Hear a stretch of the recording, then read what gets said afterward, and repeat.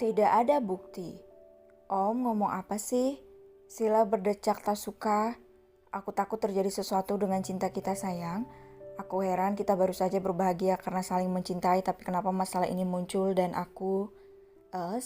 Sila meletakkan jari telunjuknya di bibir Farel. Om, aku tidak pernah menyalahkan Om. Aku gadis yang kuat dan aku bisa mengatasi masalah ini. Apalagi dengan bantuan pacar kerenku ini. Sila tersenyum. Farel tersenyum lembut, kamu hanya menghiburku sayang. Terima kasih tapi aku tetap tidak bisa tenang sebelum masalah ini kuatasi. Sila mengangguk lalu memeluk Farel dengan manja. Aku sangat menyukai wangi Om, bisik Sila dengan gemas. Farel mencium sayang puncak kepala Sila dan mengelus senyum. Namun matanya itu melihat ke arah depan seolah sedang menelisik pelaku yang sebenarnya. Aku tidak tahu tujuanmu tapi tidak akan kubiarkan kau merebut milikku. Batin Farel memeluk Sila semakin erat, namun tidak membuat Sila merasa sesak napas. Sila tersenyum manis di pelukan Farel. Ia memang polos, tapi binatang buas saja bisa ia hadapi, apalagi hanya masalah seperti ini saja.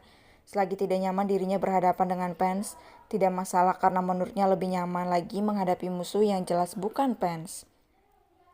Farel menghubungi orang suruhannya dan ternyata orang itu kehilangan jejak. Sial, Tuan sepertinya mereka dari kalangan geng ular kobra, kata pria ujung telepon. Apa maksudmu, bicaralah yang jelas, jangan menggantung kata-kata, decak Farel. Ini adalah geng kecil dari kalangan dunia hitam, Tuan. Mereka sangat mahir bersembunyi dan jago menipu daya lawannya untuk keuntungan mereka semata. Farel mengumpat, aku tidak peduli dia dari geng ular piton, ular sendok atau ular sawah sekalipun. Kau harus cari mereka sampai dapat, kalau bisa kau cari tim, dan aku akan bayar harganya yang setimpal dengan kepuasanku. Baik, Tuan, jawab orang itu. Farel mematikan panggilannya secara sepihak.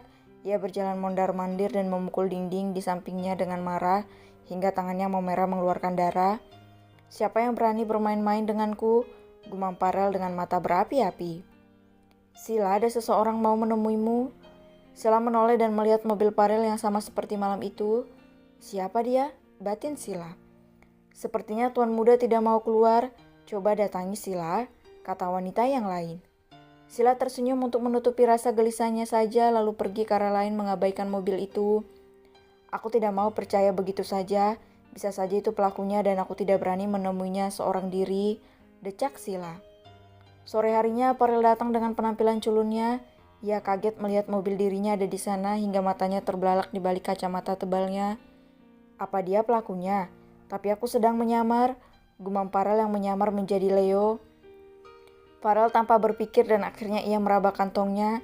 Ternyata ada alat GPS yang sedang ia bawa untuk diberikan pada Sila, tapi malah menyimpang karena ada hal yang lebih penting. Farel berjalan tenang ke arah mobil itu lalu tersungkur pura-pura terjatuh dengan cepat. Ia mengeluarkan alat GPS itu dari kantong celananya dan menancapnya di balik mobil itu. Tak lama setelah itu ia bangkit mengusap-ngusap bajunya dengan kesal sendiri. Dasar bodoh Leo, kenapa kau bisa tersungkur?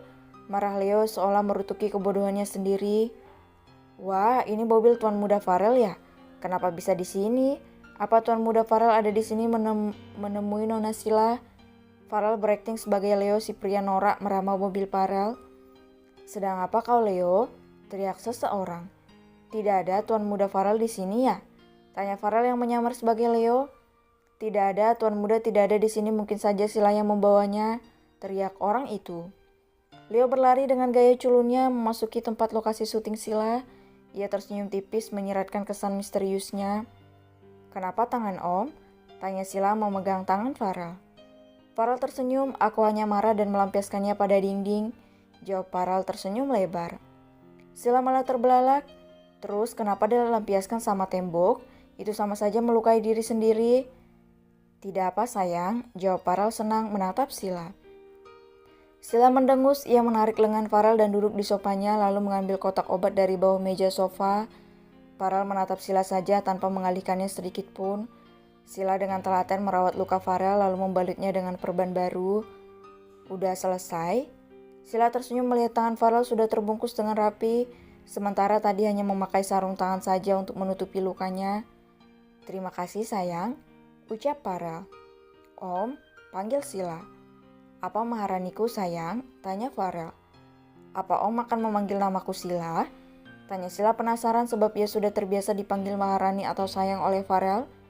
Jika ada yang memanggilmu Sila, itu artinya orang itu bukan aku sayang, jelas Farel berkata dengan serius. Sila terkejut, kenapa begitu Om? Bukannya itu memang namaku? Tanya Sila heran. Ya sudah, tidurlah sayang, aku harus kembali dan menyelesaikan pekerjaanku.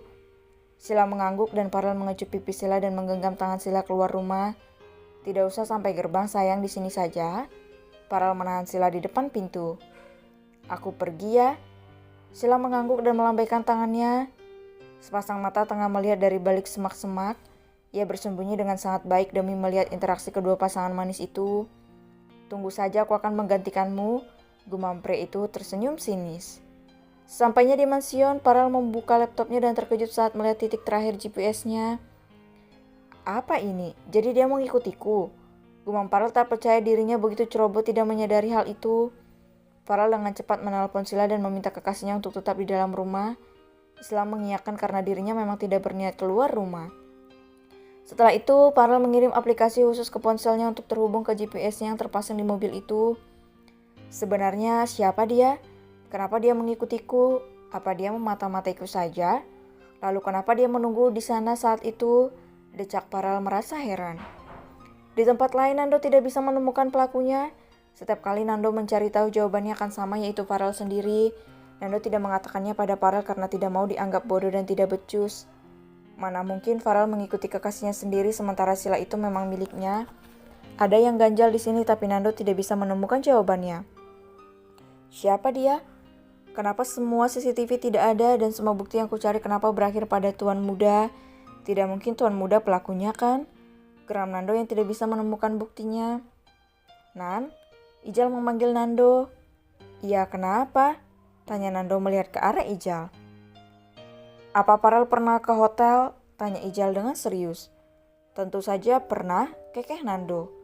Maksudku bukan dulu-dulu tapi kemarin. Jawab Ijal. Hah, kemarin? Ya, aku melihat Farel masuk ke hotel. Saat aku memanggilnya ternyata aku kehilangan jejaknya. Kekeh Ijal. Nando terdiam. Kau yakin itu Tuan Farel? Kenapa kau bertanya seperti itu? Apa kau pikir mataku bermasalah? Tanya Ijal dengan kesal.